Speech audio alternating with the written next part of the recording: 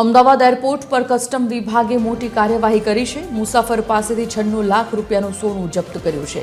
ખિસ્સામાં અને આંતરવસ્ત્રમાં પેસ્ટ સ્વરૂપે છુપાવ્યું હતું। મુસાફર દુબઈથી અમદાવાદ એરપોર્ટ આવ્યો હતો। મૌલિક ઉપાધ્યાય સંવાદદાતા ફોનલાઈન પર જોડાઈ ગયા છે। મૌલિક, શું વિગત આ વિશે?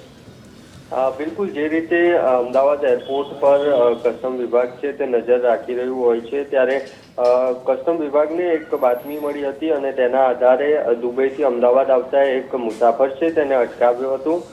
તેની તપાસ કરતા મુસાફર છે તેના ખિસ્સામાંથી 2 સોનાની લંગડી છે તેમજ એક કાપેલા સોનાની લંગડી છે તે મળી આવી હતી।